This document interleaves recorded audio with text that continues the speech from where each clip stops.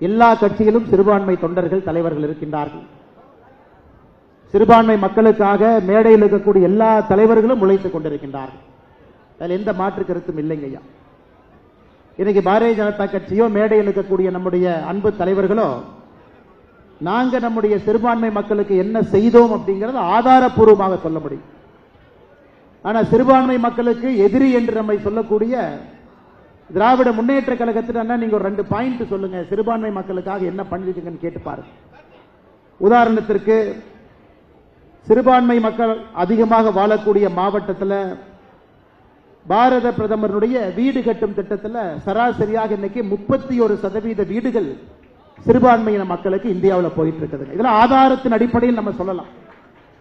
திராவிட முன்னேற்ற கழகத்தை போல நம்முடைய முதலமைச்சர் ஐயா ஸ்டாலின் அவர்களை போல இஃப்தார் நோன்பு திறக்கக்கூடிய நிகழ்ச்சியில மட்டும்தான் சிறுபான்மை மக்களுக்கு பக்கத்தில் உட்கார்ந்து உங்களுடைய பாதுகாவல் வாங்க பேசுவாங்க.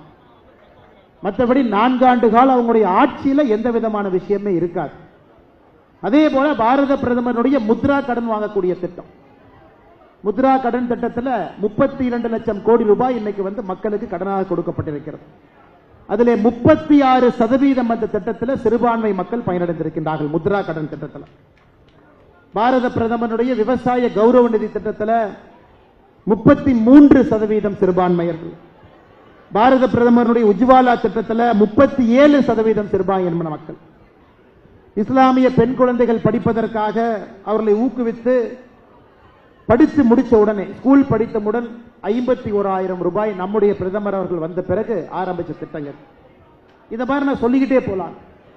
அதனால் நான் பாரதிய ஜனதா கட்சியினுடைய மாநில தலைவராக இதை செஞ்சிருக்கிறோம் அதை செஞ்சிருக்கோம் சொல்றதை விட நம்முடைய கூட்டணி கட்சியினுடைய தலைவர்களும் நம்முடைய முன்னாள் ஆளுநர் முன்னாள் மாநில தலைவர் அக்கா தமிழிசை சவுந்தரராஜன் அவர்கள் எப்படி வாழ்ந்திருக்கின்றோம் என்பதை வர்ணிச்சிருக்கிறார்.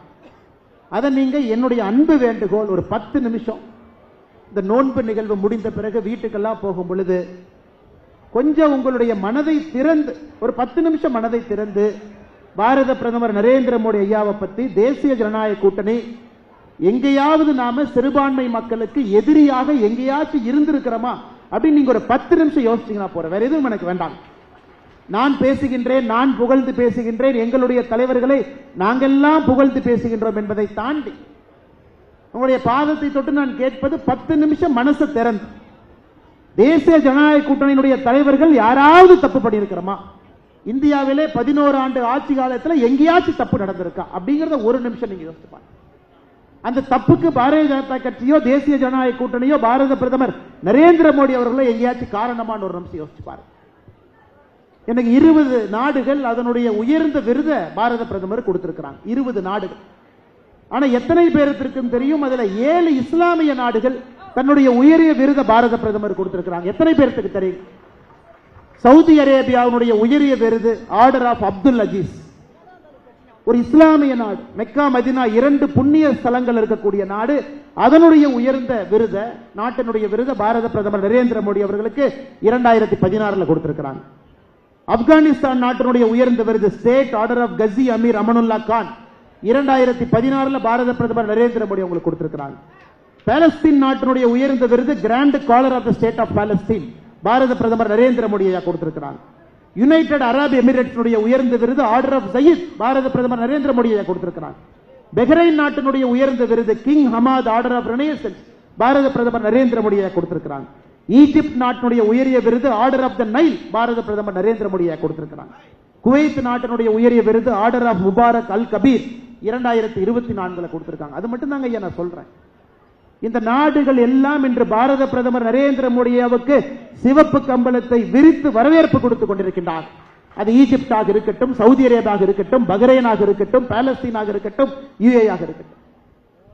ஆனா இங்க சும்மா மணிப்பூர் மேப்ல எங்க இருக்குன்னே தெரியாது.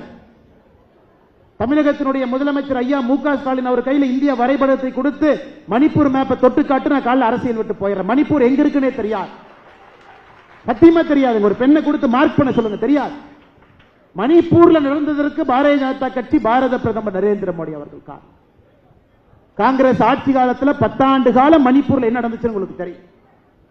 Armed forces special powers act அந்த சட்டத்தை எடுக்க வேண்டும் என்பதற்காக அங்கிருந்த தாய்மார்கள் எல்லாம் ஆடையை கலட்டி விட்டு ரோட்டில் நடந்து போனாங்க காங்கிரஸ் ஆட்சி காலத்தில். அந்த மணிப்பூர் கொஞ்சம் கொஞ்சமாக அமைதி திரும்பி வந்து கொண்டிருக்கும் பொழுது இரண்டு சமுதாயத்திற்கு ஏற்பட்ட நடந்த பிரச்சனையை இன்னைக்கு மறுபடியும் மாநில அரசு ராஜினாமா செய்து ஆளுநர் ஆட்சி மறுபடியும் அது ஒரு கண்ட்ரோலுக்கு வந்திருக்கு. எங்க நடந்தாலும் உடனே பாரதிய ஜனதா கட்சியின் மீது, தேசிய ஜனநாயக கூட்டணியின் மீது பழியை போடுவது மட்டுமே முழு நேரமாக நம்முடைய முதலமைச்சர் ஐயா மு க ஸ்டாலின் அவங்க வச்சிருக்கிறாங்க.